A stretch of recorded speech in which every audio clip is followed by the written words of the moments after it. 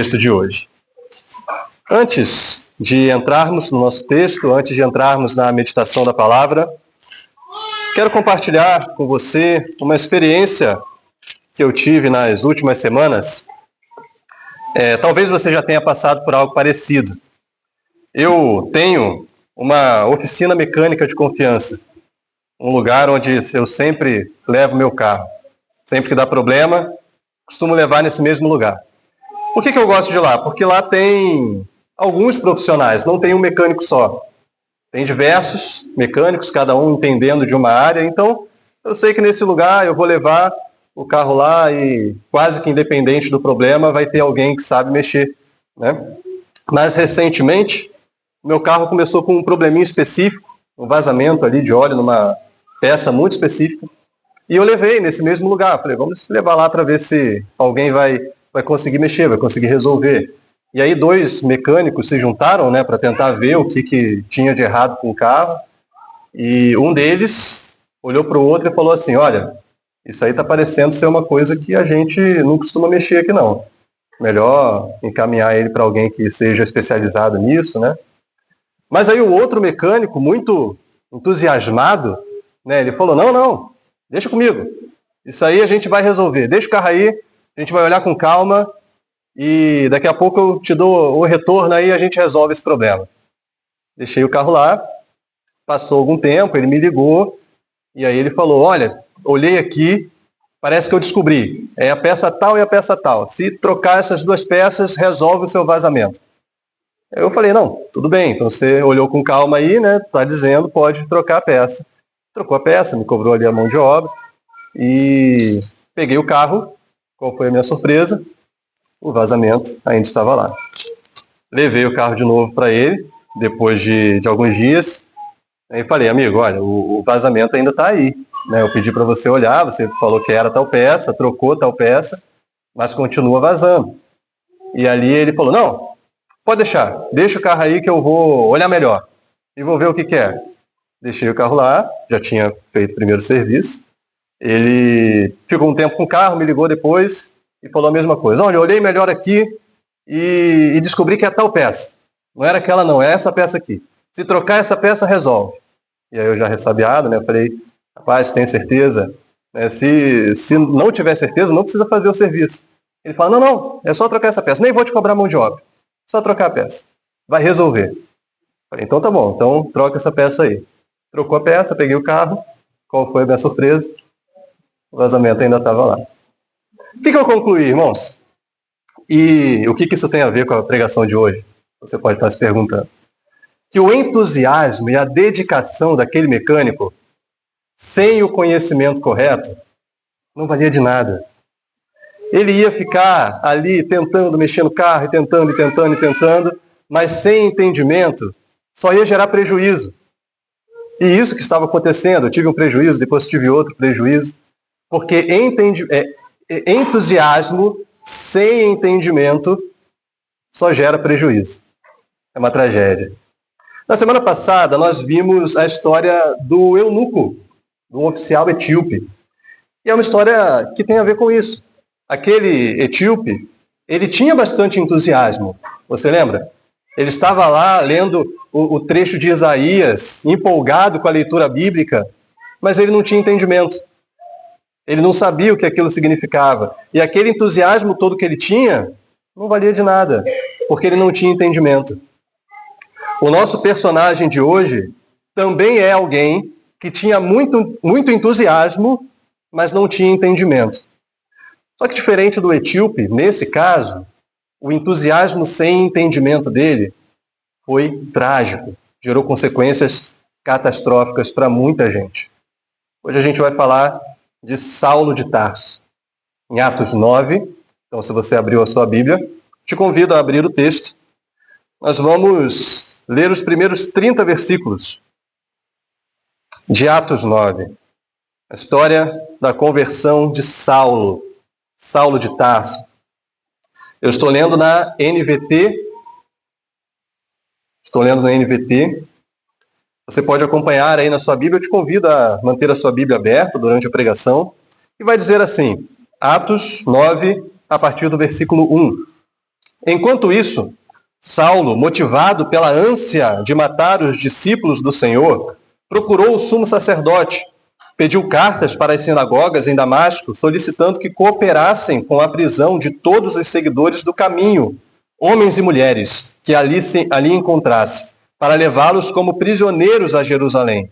Quando se aproximava de Damasco, de repente uma luz do céu brilhou ao seu redor. Ele caiu no chão e ouviu uma voz lhe dizer: Saulo, Saulo, por que você me persegue? Quem és tu, Senhor? Perguntou Saulo. E a voz respondeu: Sou Jesus, a quem você persegue. Agora levante-se e entre na cidade, onde lhe dirão o que fazer.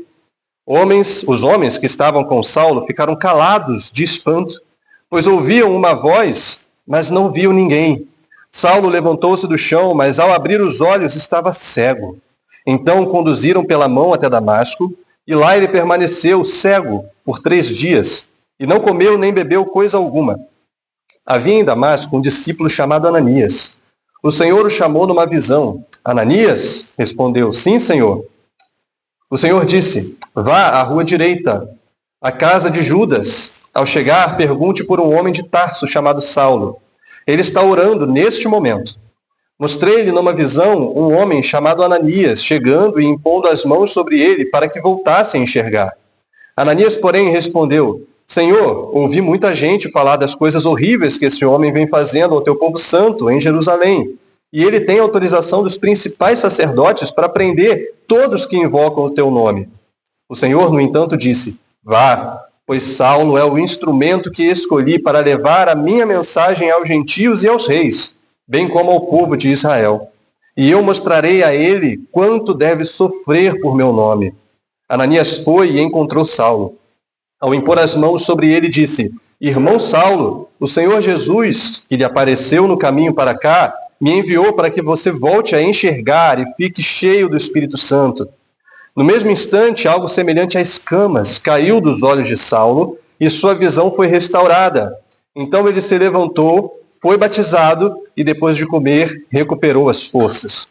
Saulo permaneceu alguns dias em Damasco com os discípulos e logo começou a falar de Jesus nas sinagogas, dizendo: Ele é o Filho de Deus. Todos que o ouviam ficavam admirados. Não é esse o homem que causou tanta destruição entre os que invocam o nome de Jesus em Jerusalém? Perguntavam. E não veio aqui para levá-los como prisioneiros aos principais sacerdotes? A pregação de Saulo tornou-se cada vez mais poderosa, pois ele deixava os judeus de Damasco perplexos, provando que Jesus é o Cristo. Depois de certo tempo, alguns judeus conspiraram para matá-lo. Dia e noite vigiavam a porta da cidade com a intenção de assassiná-lo. Mas ele foi informado desse plano. Então, durante a noite, alguns de seus discípulos o baixaram pela muralha da cidade num grande cesto. Quando Saulo chegou a Jerusalém, tentou se encontrar com os discípulos, mas todos estavam com medo dele, pois não acreditavam que ele tivesse de fato se tornado discípulo. Então Barnabé o levou aos apóstolos e lhes contou como Saulo tinha visto o Senhor no caminho para Damasco e como ele lhe havia falado. Contou também que em Damasco Saulo havia pregado corajosamente em nome de Jesus. Saulo permaneceu com os apóstolos e andava com eles por Jerusalém, pregando corajosamente em nome do Senhor. Também conversava e discutia com alguns judeus de fala grega, mas estes procuravam matá-lo. Quando os irmãos souberam disso, levaram Saulo a Cesareia e de lá o enviaram a Tarso. Amém, irmãos. Até aqui a leitura da palavra. Te convido a fechar seus olhos, vamos pedir a direção de Deus para essa meditação, para essa noite. Ó Pai, nós queremos colocar diante de Ti esse tempo, ó Deus, de meditação na Tua palavra. Nós agradecemos ao Senhor, porque temos a Tua revelação, a Tua palavra na nossa língua, de modo que podemos compreendê-la, podemos, ó Deus, ler as Sagradas Escrituras e entender o que o Senhor tem falado conosco.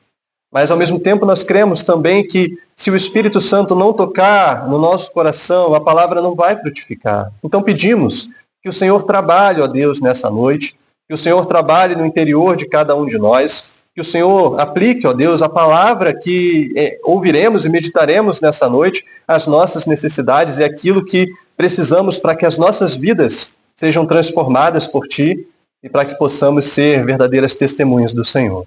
Assim nós te oramos, Pai. em nome de Jesus. Amém. Amém. Amém, irmãos.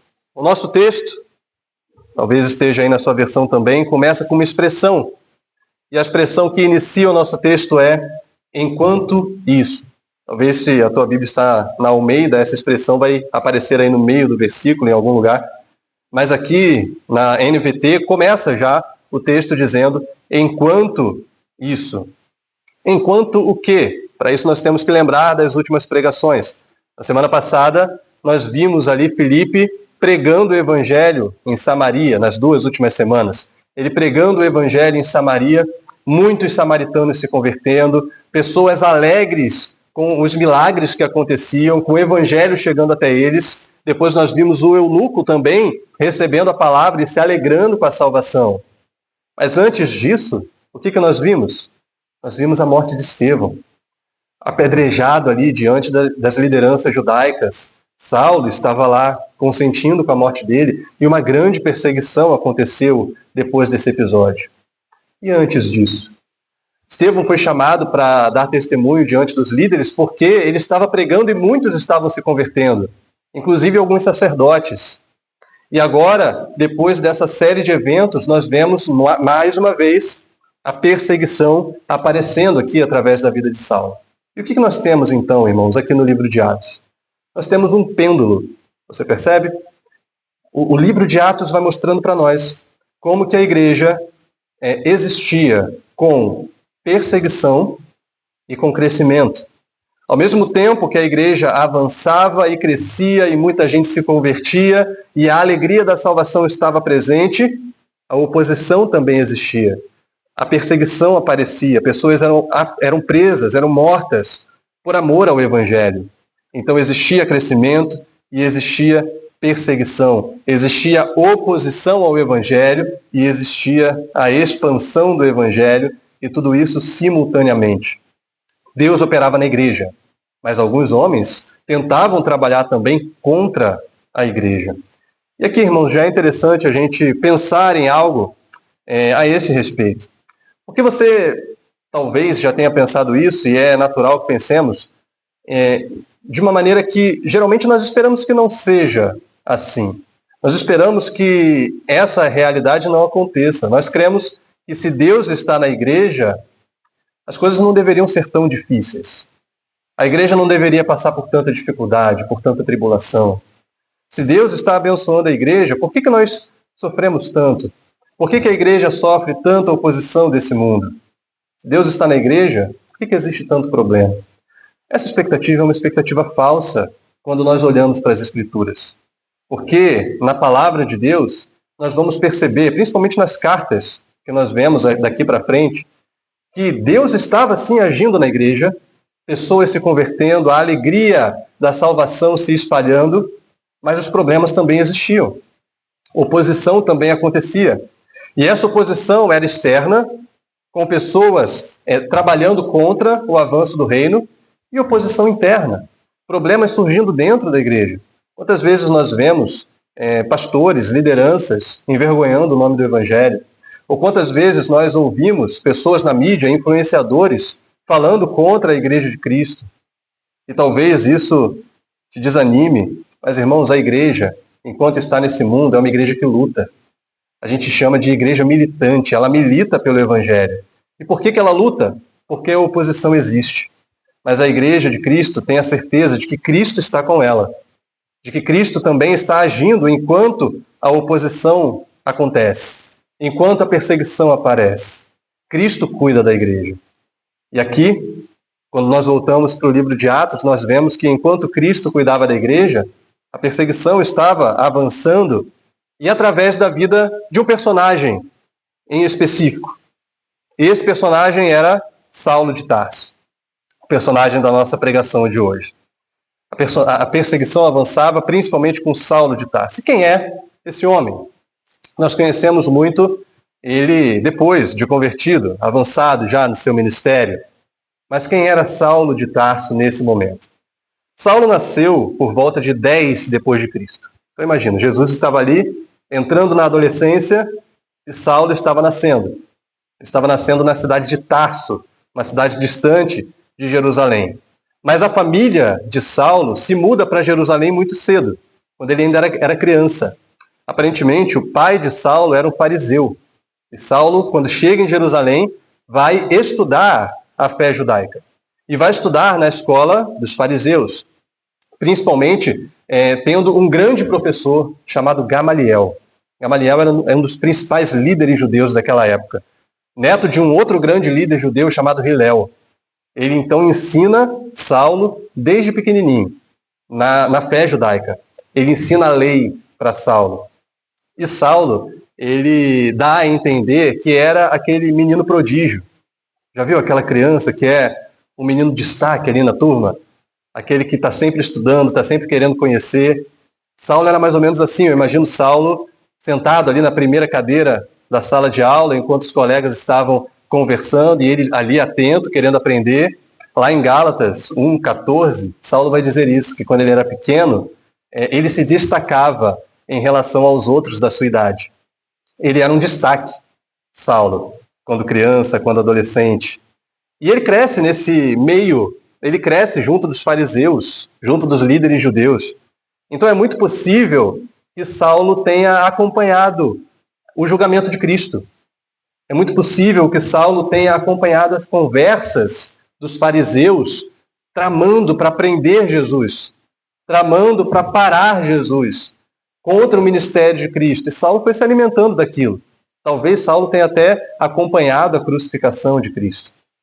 Mas Saulo cresce, chega na fase adulta, e isso que está acontecendo aqui é mais ou menos 5 anos depois da ressurreição de Jesus, e ele continua sem crer que Jesus era o Messias. Mais do que isso, Saulo acreditava que a palavra de Cristo, a palavra dos cristãos, ela era contrária à lei de Moisés e era contrária ao templo de Jerusalém. E então Saulo diz em outro momento, no Novo Testamento, que ele se via obrigado, ele acreditava que tinha a obrigação de perseguir os cristãos. Ele achava que esse era o dever dele diante de Deus. Considerava a fé cristã como uma seita, como uma heresia, e achava então que o dever dele era perseguir aqueles cristãos.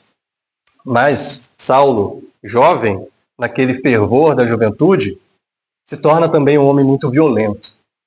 E nessa ânsia de perseguir os cristãos, ele começa a prendê-los e a querer matá-los, a querer torturá-los, para fazer com que os cristãos blasfemem contra Cristo. Ele vai contar bastante sobre esse momento lá no capítulo 26 de Atos, onde ele diz que votava a favor da morte dos cristãos. Ou seja, ele não se contentava em prender os cristãos. Quando os líderes judeus iam votar, o que iam fazer com eles, com esses cristãos? Saulo estava lá. Estava votando para que os cristãos fossem mortos. Então, muitos cristãos foram mortos por influência de Saulo. E é nesse contexto que o nosso texto começa. Assim vai dizer que Saulo, motivado pela ânsia de matar os discípulos do Senhor, procurou o sumo sacerdote. Olha como era esse sentimento no coração dele. Uma ânsia de matar os discípulos do Senhor. Em outra tradução vai dizer que ele respirava ameaças de morte. Isso é o que fazia parte do dia a dia de Saulo. Ele queria acabar com aqueles cristãos, matar todos eles. Depois da morte de Estevão, se você lembra, Saulo estava lá guardando as roupas dos homens que apedrejaram Estevão. Saulo parece que se motiva ainda mais para matar ainda outros cristãos, para avançar nessa perseguição. Aquele prodígio fariseu se torna então um homem violento, um homem cruel, que deseja a morte de outras pessoas, deseja a morte dos cristãos. Saulo tinha um conhecimento no farisaísmo, mas não tinha um entendimento correto acerca de Cristo. E ele, além de não ter um conhecimento correto acerca de Cristo, tinha um coração cheio de ódio, cheio de violência, cheio de raiva. E, irmãos, isso mostra para nós que, da mesma forma que nós precisamos do conhecimento correto acerca de Cristo, nós também precisamos de um coração transformado por Cristo. Não adianta termos conhecimento acerca do Senhor se o nosso coração não for um coração transformado pelo Senhor. Muitas pessoas são muito conhecedoras da palavra, ortodoxas, como nós dizemos. Pessoas que sabem tudo de teologia, mas o seu coração é cheio de ódio, é cheio de violência por quem está do lado, por quem ele discorda. Pessoas que estão sempre afrontando, estão sempre se opondo, estão sempre brigando. A gente vê isso nas redes sociais, essa vontade de brigar, essa sede de brigar a todo custo. Isso é fruto de um coração que precisa ser trabalhado por Cristo. E é isso que nós víamos em Saulo. Insensível, sem compaixão. Ele tinha o zelo, mas precisava de um novo entendimento e precisava de um novo coração. Na ânsia de matar cristãos, o que Saulo faz? Ele não se contenta em ficar em Jerusalém. Talvez ele tenha percebido, aqui em Jerusalém, os crentes já se espalharam. Agora eu vou atrás deles. Ele não se contentou em espalhar os cristãos, ele decidiu ir atrás deles. E Saulo escolhe, então, a Bíblia não fala o motivo, mas Saulo escolhe uma cidade. Ele decide para Damasco. Damasco era a capital da Síria, uma cidade muito grande, talvez a primeira cidade grande, a cidade grande mais próxima ali da Palestina. Saulo decide ir para lá. Mas não era uma cidade tão perto de Jerusalém. Saulo passaria 6 dias, em média, viajando a pé para chegar em Damasco. Somente com o objetivo de matar cristãos. Você percebe como que era grande o ódio que ele tinha pelos crentes? Ele viajaria dias a pé só para matar os cristãos, só para levar mais cristãos a julgamento e, quem sabe, conseguir a morte deles.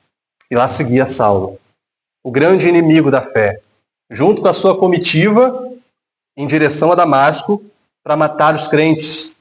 E se passava um dia, se passou 2 dias, 3 dias, Saulo vai chegando perto de Damasco. Mas no último dia, quando Saulo está já às portas de Damasco, algo acontece. Jesus aparece para Saulo. Olha o que o texto diz aí no versículo 3 e 4. Quando ele se aproximava de Damasco, de repente uma luz do céu brilhou ao seu redor. Ele caiu no chão e viu uma voz lhe dizer: Saulo, Saulo, por que você me persegue? Jesus parou Saulo no caminho. Jesus parou Saulo às portas de Damasco, irmãos. É como num filme, você já viu aqueles filmes onde existe um vilão ali, e o vilão ele está se opondo a algumas pessoas, está se opondo aos mocinhos do filme, né? E parece que tudo está perdido. Parece que a morte é certa. Os protagonistas, ou os mocinhos do filme, estão encurralados ali, não tem para onde ir, não tem o que fazer, e o vilão está chegando, e quando ele vai dar o golpe final, um herói aparece e salva a cena, e salva aquela cidade. É mais ou menos isso que aconteceu. Jesus deixou Saulo chegar às portas de Damasco, e quando Saulo chega às portas de Damasco, Jesus para Saulo no caminho. Uma grande luz brilha sobre ele. Irmãos, isso me traz pelo menos 2 reflexões que eu quero compartilhar com você. A primeira é que o Senhor, o nosso Senhor, está acima de qualquer oposição que a igreja possa sofrer. Não existe nenhuma luta da igreja que o nosso Senhor Jesus não possa lutar por nós e vencer por nós. Não existe nenhuma oposição que o nosso Senhor não possa dissipar, não possa destruir. Ele é soberano, ele está acima de tudo, ele está acima de todos. Nós olhamos para a igreja e nós vemos ataques por todos os lados. Pessoas na mídia, pessoas na política, pessoas na cultura, influenciadores, várias pessoas, talvez o seu colega de trabalho, talvez aquela pessoa que convive com você diariamente, atacando o evangelho, atacando a sua fé. Mas nós vemos nesse texto, irmãos, que Jesus é muito superior a qualquer oposição que eu e você possamos sofrer.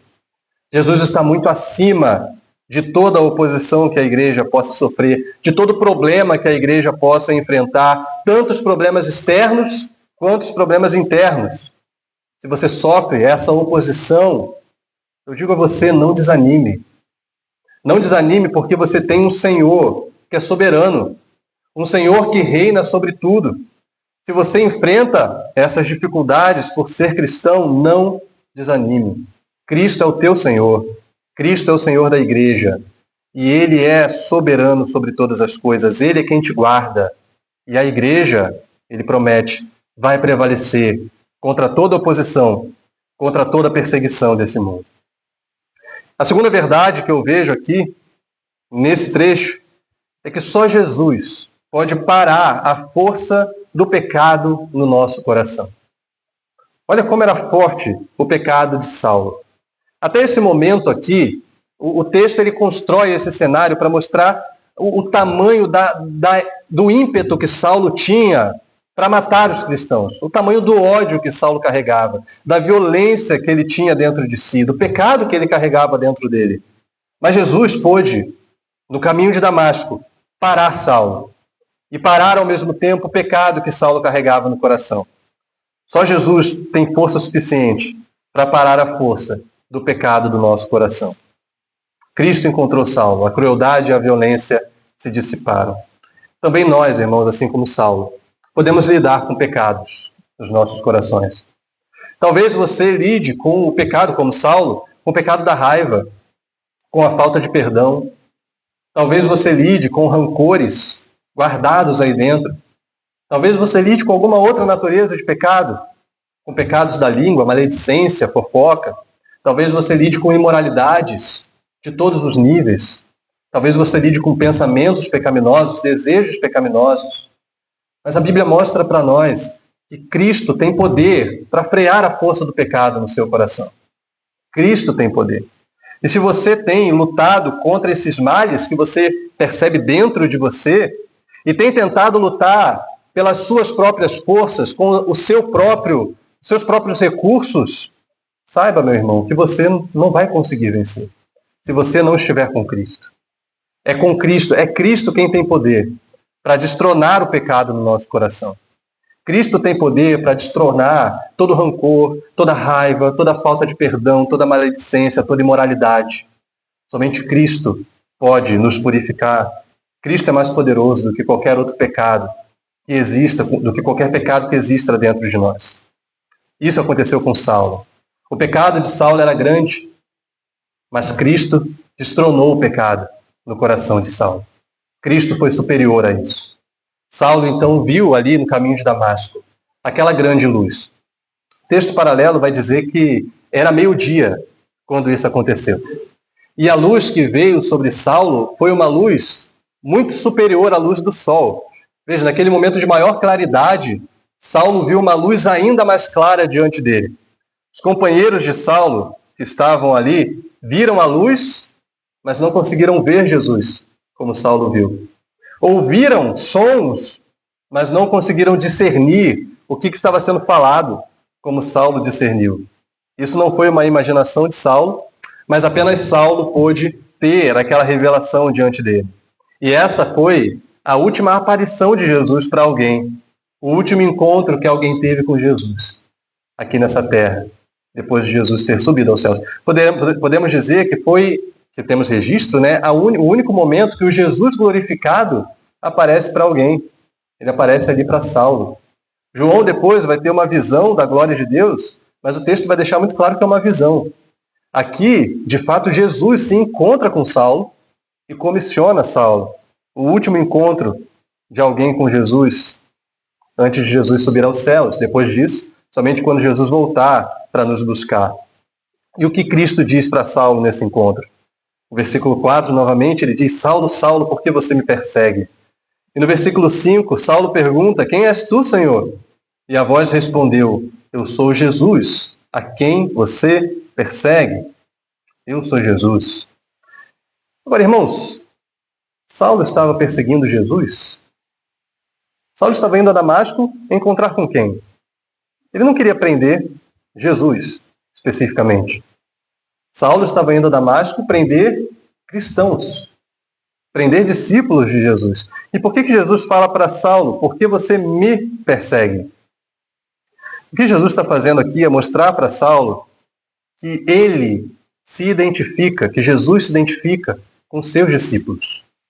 Jesus se identifica com os seus seguidores. Se você é um discípulo de Cristo, Jesus se identifica com você.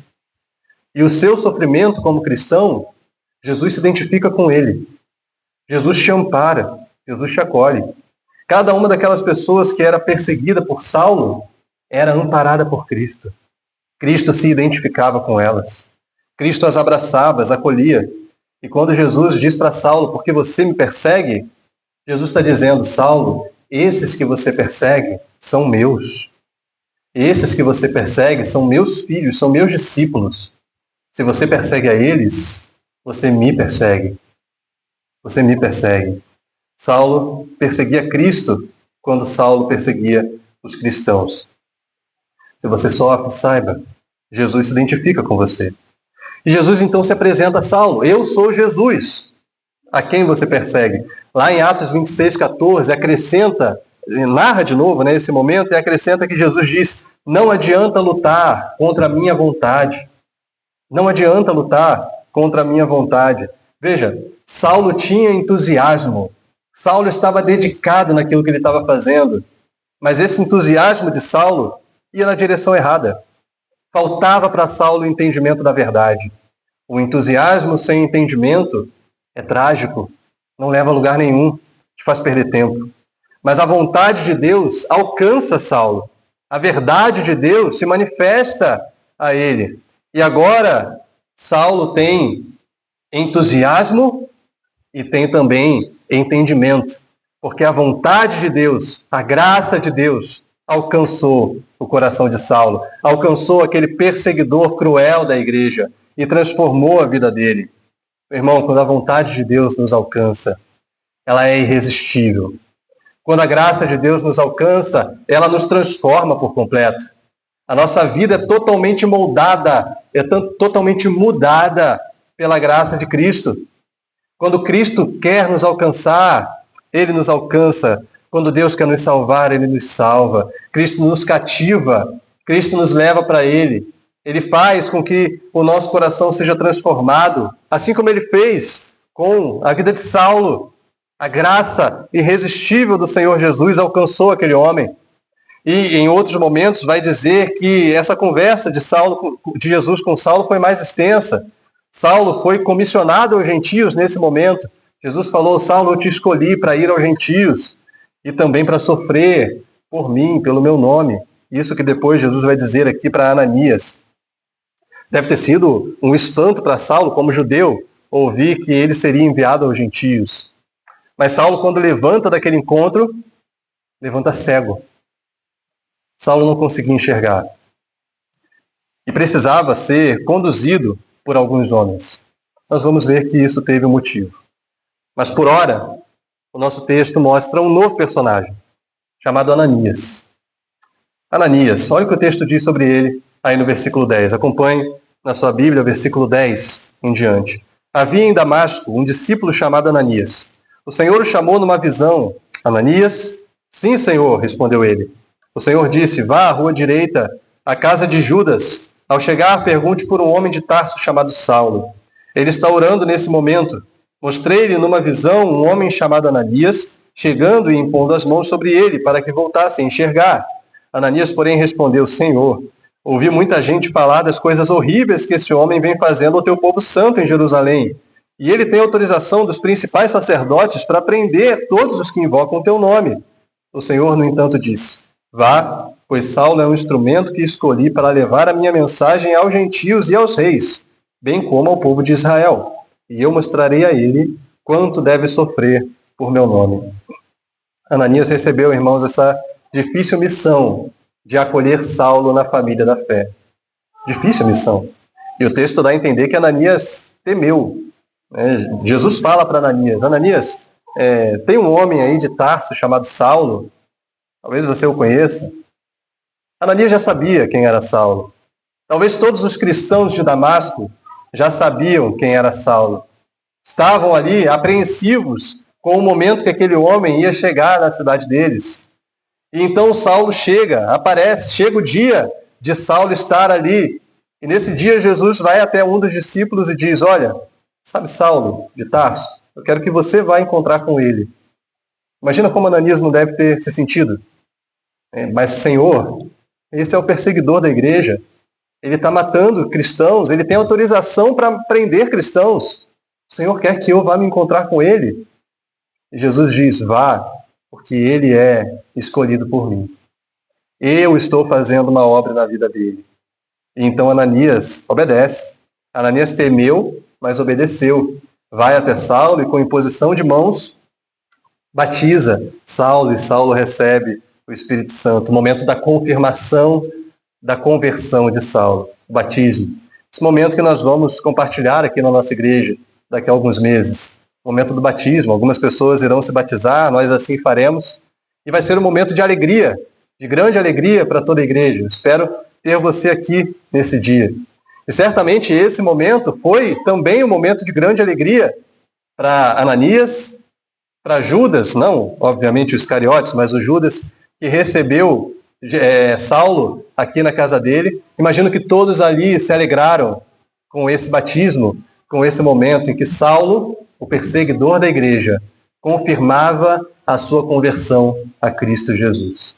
Glória a Deus por isso. E isso nos ensina, irmãos, algumas verdades. Ananias ter ido até lá nos ensina algumas verdades. A primeira verdade que eu quero compartilhar com você é que é impossível ser cristão sozinho. É impossível viver a vida cristã sozinho. Veja, Jesus podia ter feito tudo de um jeito diferente. Não podia? Jesus podia ter se encontrado com Saulo no caminho de Damasco, talvez chamado Saulo para sentar em algum banco ali perto, explicado todo o evangelho para ele e falado: Saulo, agora é contigo. Vai lá, sai pregando o evangelho por onde você for, vai sozinho, estou te comissionando. Jesus não podia ter feito isso. Mas não é assim que Deus age. Não é assim que Jesus age. Quando Jesus nos salva, Ele nos salva para fazer parte da igreja. Ele nos salva para fazer parte da família da fé. Então Jesus faz com que Saulo levante cego, porque ele precisaria que alguém fosse lá orar por ele. Ele precisaria que alguém fosse impor as mãos sobre ele. Ele precisaria de irmãos que o apoiasse, que o ajudasse. Saulo levanta cego, então ele precisa de Ananias. Irmãos, cada um de nós tem as nossas cegueiras. Todos nós temos as nossas cegueiras, os nossos pontos cegos, aqueles pontos de pecado que nós nem percebemos, que nós nem vemos, onde nós precisamos de irmãos, precisamos de pessoas caminhando conosco, precisamos de relacionamentos cristãos, onde os nossos irmãos vão dizer: meu querido, minha querida, você está precisando melhorar nesse ponto, você está precisando mudar esse ponto. Deixa eu orar com você por isso, deixa eu te acompanhar nessa sua dificuldade.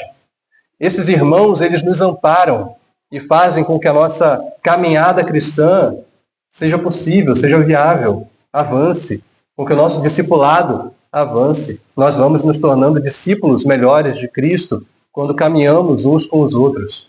Assim Jesus decidiu fazer. Ele não nos salvou para andar sozinhos. Ele nos salvou para andar junto da família da fé. Quando Jesus salva Saulo, envia Ananias. Mais à frente você vai ver que ele envia Barnabé. E depois ele envia os discípulos, os apóstolos, para caminhar com Saulo.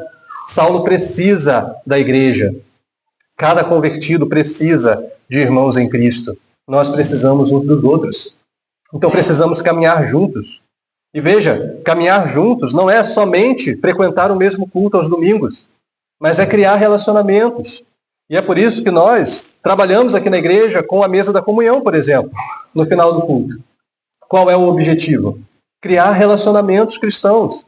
Por isso nós descemos e ficamos ali, conversamos, nos conhecemos um pouco mais. Por isso nós temos os grupos de discipulado, que têm o objetivo de criar relacionamentos cristãos, caminhar juntos, compartilhar e ali se ajudar, melhorar, avançar um pouco mais. Nessa semana eu compartilhei uma das minhas cegueiras lá no grupo de discipulado e os irmãos me aconselharam, me orientaram e ali eu saí encorajado daquele momento. Nós precisamos disso, irmãos. Nós precisamos de relacionamentos verdadeiros, uns com os outros, porque a nossa vida cristã não pode ser vivida sozinha. Uma segunda verdade que eu vejo aqui, talvez para você que está dizendo: bom, isso não é para mim porque eu já tenho os meus relacionamentos cristãos, eu já caminho com a igreja. Uma segunda verdade é que todo cristão precisa ser um Ananias na vida de outros. Todo cristão precisa fazer o papel que Ananias fez aqui. Irmãos, existem muitos Saulos espalhados por aí. O que isso significa? Existe muita gente que está chegando agora na fé, que está começando a caminhar com Cristo, ou pessoas que estão próximas do Evangelho, mas ainda não se entregaram ao Evangelho. Essas pessoas precisam de cristãos mais experientes que caminhem com elas. Talvez você já tenha 1, 2, 3 anos caminhando com Cristo. Existem pessoas que precisam de você, que precisam que você se aproxime delas e as tome pela mão e as leve a Cristo e ore com elas. Talvez você não tenha ainda 1 ano de convertido, tenha alguns meses, mas é possível que você já conviva com alguém que ainda nem abraçou o Evangelho, que está ali conhecendo a palavra, mas que precisa que você avance com ela, pegue pela mão e a leve para Cristo. Precisamos, irmãos, ser Ananias na vida de muitos Saulos. Precisamos ser essas pessoas que apoiam outros para que eles se aproximem de Cristo. Então, perceba quem são esses Saulos que Deus está colocando no seu caminho. Atente para eles e então ore por eles. Os ensine o Evangelho, caminhe com eles, os acompanhe. Não negligencie essa responsabilidade. Seja um Ananias na vida de alguém. Ananias obedece a Cristo e ele vai. O texto vai dizer que Ananias foi, ele então ora por Saulo e no versículo 18 diz que no mesmo instante algo semelhante a escamas caiu dos olhos de Saulo e sua visão foi restaurada. Esse momento onde ele se levanta e é batizado. Escamas caíram dos seus olhos. Irmãos, essa é a imagem da salvação. Escamas caem dos nossos olhos quando Cristo nos encontra. Quando nós enxergamos a luz de Cristo, escamas caem dos nossos olhos e a nossa cegueira é desfeita. O pecado, ele nos cega. O pecado faz com que nós não consigamos olhar a verdade, não consigamos admirar a beleza de Cristo, não consigamos enxergar a Cristo como Senhor.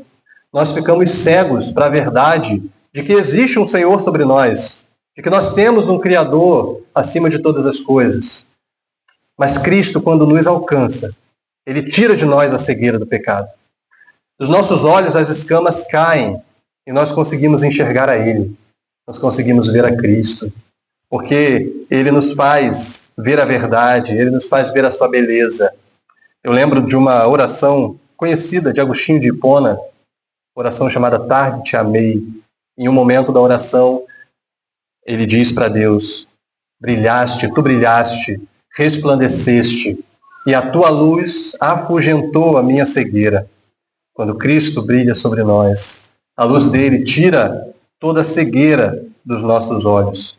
E essa, meus irmãos, é a necessidade de todos nós. Todos nós precisamos ter a nossa cegueira espiritual tirada dos nossos olhos. Precisamos enxergar a Cristo como Ele verdadeiramente é. Precisamos ver a Cristo como Senhor. Precisamos da luz de Cristo brilhando sobre nós, de modo que a nossa vida se torne uma vida dedicada a Ele, se torne uma vida entregue ao Senhor. Porque quando nós vemos a beleza de Cristo, nós queremos viver para Cristo. Isso foi o que aconteceu com Saulo. Saulo viu a verdade, viu quem Cristo é, descobriu a verdade a respeito do Senhor Jesus. E o que Saulo faz? Saulo começa então a dedicar a sua vida em prol do Evangelho. Olha o que acontece na segunda metade do versículo 19. Saulo permaneceu alguns dias em Damasco com os discípulos e logo começou a falar de Jesus nas sinagogas, dizendo: Ele é o Filho de Deus. Todos os que o ouviam ficavam admirados. Não é esse o homem que causou tanta destruição entre os que invocavam o nome de Jesus em Jerusalém?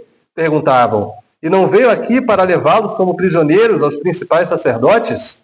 A pregação de Saulo tornou-se cada vez mais poderosa, pois ele deixava os judeus de Damasco perplexos, provando que Jesus é o Cristo. Saulo fica alguns dias ali aprendendo com os discípulos e depois ele sai para pregar. Quando ele sai para pregar em Damasco, a mensagem de Saulo é: Jesus é o Filho de Deus. Veja, esse é o mesmo Saulo que, mais ou menos 1 semana ou 2 semanas antes, estava dizendo que Jesus era uma farsa. Estava dizendo que a fé cristã era uma seita. Agora a verdade ilumina os olhos dele. E Saulo está dizendo, Jesus é o Filho de Deus. Mas ele não só está dizendo, ele sai para pregar essa verdade. Ele sai para falar de Cristo, para anunciar o Evangelho. Agora, o entusiasmo de Saulo tem entendimento. Agora ele entende quem Cristo é. E ele direciona todo o entusiasmo dele para pregar a verdade que ele acabou de descobrir. Essa verdade descoberta recentemente. Quando nós descobrimos uma grande notícia, uma grande verdade, não é isso que a gente quer fazer? A gente quer compartilhar com as pessoas. A gente pergunta, ei, você já ficou sabendo de tal coisa? Ei, você já ouviu falar de tal coisa? Você ficou sabendo do que aconteceu? A gente quer compartilhar boas notícias. Saulo está fazendo isso aqui, compartilhando boas notícias com entusiasmo. Esse entusiasmo geralmente marca o começo da nossa vida cristã. E, irmãos, nós não podemos perdê-lo. Esse entusiasmo não pode ser perdido. O entusiasmo de viver para Cristo. O entusiasmo de estar na casa do Senhor. O entusiasmo de pregar o Evangelho do Senhor. Por que nós perdemos esse entusiasmo? E veja, eu me incluo nisso. Eu lembro de momentos ali na minha adolescência, onde eu saía domingo à tarde, morava em São Gonçalo e subia aquelas comunidades ali para chamar, às vezes, uma pessoa para ir no culto. Chegava lá e a pessoa batia a porta na minha cara. E eu descia feliz, porque fui falar de Jesus para alguém. Onde está esse entusiasmo? O que acontece com esse entusiasmo do começo da nossa vida cristã? Por que nós o perdemos? Não podemos perder a paixão por Cristo, irmãos. Não podemos. Porque ao mesmo tempo que entusiasmo sem entendimento é trágico, entendimento sem entusiasmo também é. Você conhecer o Evangelho e ter esse tesouro guardado com você, mas não ter a paixão necessária para levar adiante, também é trágico. Precisamos anunciar essa palavra, precisamos viver esse Evangelho, precisamos colocar essa verdade em prática. Cristo nos salvou e agora nós vivemos para Ele. Precisamos viver para Ele, entregar a Ele tudo de nós, toda a nossa vida, todo o nosso coração. O coração de Saulo agora está ardendo por Cristo, a ponto de arriscar a própria vida. Veja, o texto vai dizer que ali em Damasco, as pessoas começam a perseguir Saulo e os companheiros dele precisam descê-lo por um cesto, pela muralha, porque as pessoas ficavam nos portões esperando Saulo passar para matar Saulo. Eles conseguem, então, descer Saulo por esse cesto e ele foge para Jerusalém. Quando chega em Jerusalém, o que acontece? Nem os discípulos acreditavam que Saulo tinha se convertido. Ninguém acreditava que aquele Saulo agora estava ali, aos pés de Cristo, rendido a Cristo. Olha o que falam aí no versículo 26. Quando Saulo chegou a Jerusalém, tentou se encontrar com os discípulos, mas todos estavam com medo dele, pois não acreditavam que ele tivesse de fato se tornado discípulo. Ninguém acreditava. As pessoas diziam, aquele Saulo, aquele que estava perseguindo a igreja, aquele Saulo que prendeu o meu vizinho, aquele Saulo que matou meu primo, você está dizendo que ele está aí na porta, convertido? Ninguém queria acreditar. As pessoas poderiam pensar, não, ele está inventando isso para descobrir onde que a gente está e prender todo mundo. As pessoas tinham medo de receber Saulo.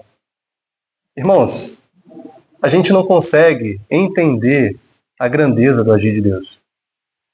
A nossa mente limitada não consegue entender o tamanho da graça de Deus. Aonde que a graça é capaz de ir para salvar um pecador?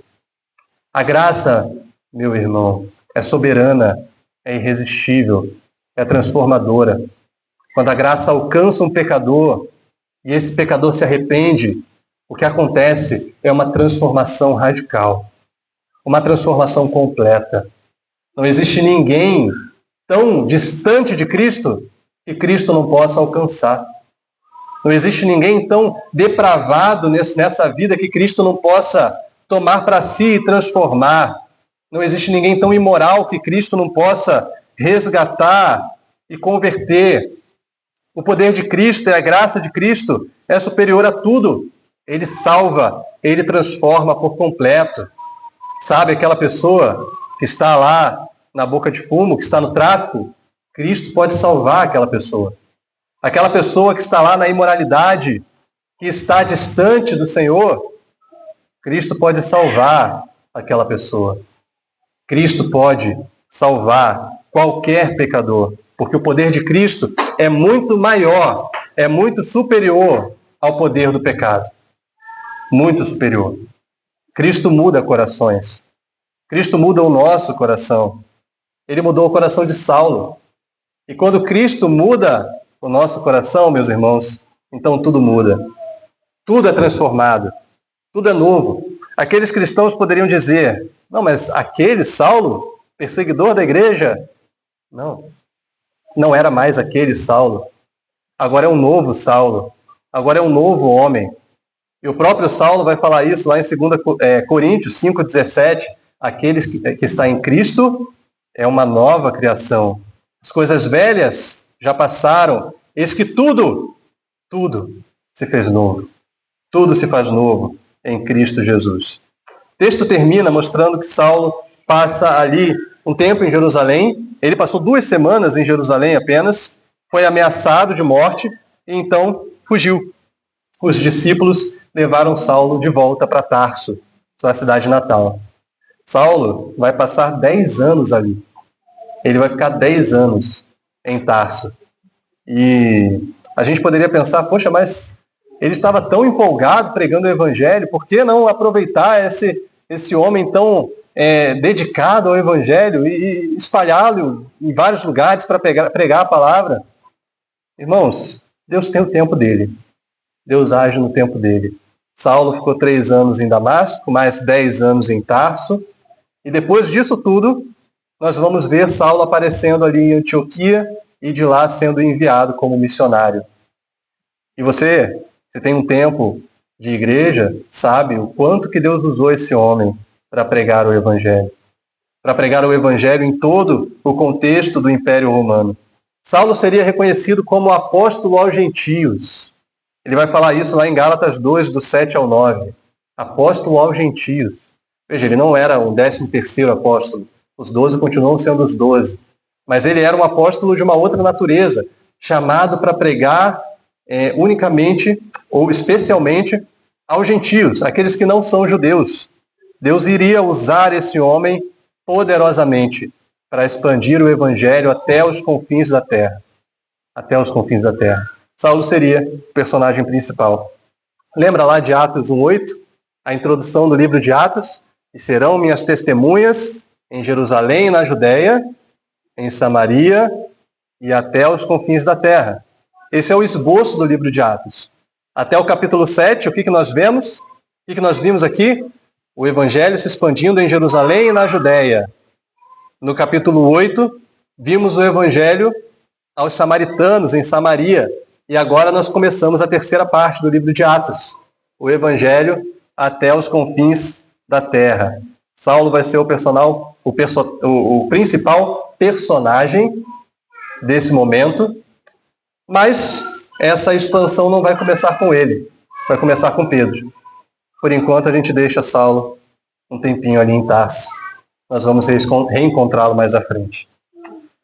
Mas, irmãos, concluindo, todas essas histórias que temos ouvido aqui nas pregações em Atos, não são sobre Saulo, não são sobre Pedro, não são sobre Barnabé, sobre o eunuco, sobre Filipe, sobre Estevão. Todas essas histórias são sobre Cristo, são sobre Jesus.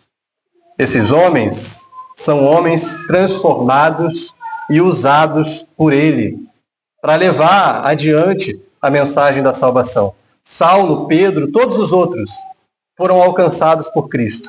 O grande personagem, o principal nome do livro de Atos é Jesus.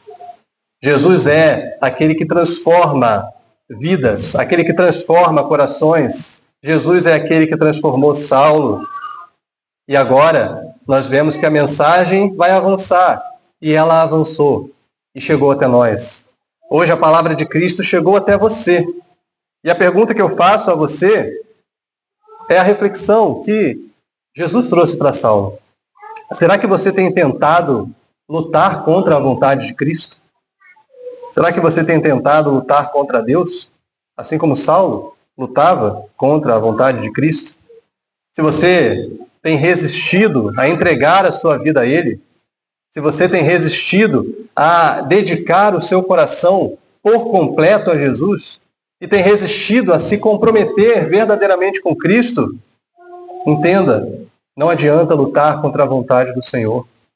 Não adianta lutar contra Cristo. Eu digo a você, meu irmão, o Evangelho te chama. O Senhor Jesus Cristo te chama, entregue o seu coração a Ele. Faça um compromisso com Ele. Entregue ao Senhor toda a sua vida. Procure viver para Cristo e direcionar para Cristo o seu entusiasmo. Procure algum Ananias e diga, meu irmão, eu quero entregar a minha vida a Cristo. Eu quero viver para o Senhor. Ou talvez, se você tem resistido a obedecer a Ele, você que já entregou a sua vida a Cristo, tem resistido em obedecer a Ele, ou servindo na casa do Senhor, ou pregando o Evangelho, testemunhando do Evangelho, fazendo a vontade de Deus, eu também digo a você, hoje a palavra te chama, a palavra te convoca a servir ao Senhor. Viva para Ele. Essa luz que brilhou sobre você, um dia a luz do Evangelho, precisa se refletir em ações de um viver dedicado ao Senhor, de um entusiasmo, de uma paixão por Cristo. Então viva para Ele. Pregue a palavra, até mesmo para as pessoas mais difíceis. Meu irmão, não duvide do poder do Evangelho. Não duvide do poder da graça de Cristo. E não se esconda de Cristo. Não adianta lutar contra a minha vontade. Isso foi o que Jesus falou para Saulo. Lutar contra a vontade dele é lutar em vão, é viver em vão. Quando Saulo encontra Cristo, então a vida de Saulo ganha um verdadeiro sentido. E tudo vai mudar a partir de agora. Quando nós encontramos Cristo, e somente quando nós encontramos Cristo, a nossa vida ganha um verdadeiro sentido. Amém? Amém. Feche seus olhos, vamos falar com Deus, vamos orar. Nosso Pai, nós queremos colocar os nossos corações diante de Ti. Nós sabemos, ó Deus, que temos tantos pontos cegos que precisamos que o Senhor nos limpe, que o Senhor nos cure. Precisamos, ó Deus, que a Sua luz brilhe sobre nós a cada dia mais, para que a Tua palavra nos santifique, para que o Senhor nos molde, ó Pai, de acordo com a Sua vontade. Precisamos tanto de Ti, Senhor. Por isso nós queremos colocar as nossas vidas diante do Senhor. Queremos colocar os nossos corações diante do Senhor e pedir, Pai, que o Senhor trabalhe no interior de cada um de nós. Aqueles, ó Deus, que ainda não tiveram um encontro contigo, como Saulo teve um encontro contigo ali no caminho para Damasco. Nós pedimos que o Senhor se manifeste a essas vidas, que o Senhor se manifeste a esses corações, tirando, ó Deus, todo o pecado que ainda os segue, que ainda os faça não enxergar a Tua beleza, não enxergar a Tua bondade, a Tua glória, o Teu poder. Se manifeste a eles, ó Deus, e diga, eu sou Jesus, eu sou o Filho de Deus. E que dessa maneira o Senhor os faça viver para Ti e se entregar por completo a Ti. Trabalhe também, ó Pai, naqueles que já Te servem, naqueles que já Te buscam, trazendo sobre esses corações a Tua paz, a certeza de que o Senhor se identifica com eles, de que o Senhor cuida de nós, de que o Senhor nos acolhe, nos ampara. Obrigado, ó Deus, pela Tua graça. Obrigado pela Tua bondade, que é constante sobre nós. Nós pedimos, Pai, que o Senhor também trabalhe em nossos corações, para que possamos Te servir com entusiasmo, com paixão. Que o Senhor transforme, ó Deus, o nosso entendimento em um entendimento apaixonado, um entendimento dedicado a fazer a Tua vontade, dedicado a pregar o Teu Evangelho. Usa-nos, Senhor. Assim como o Senhor usou Ananias, assim como o Senhor usou Barnabé, assim como o Senhor começa, nesse momento, a usar Saulo, usa-nos para a Tua glória. Em nome de Jesus, Pai. Amém. Amém.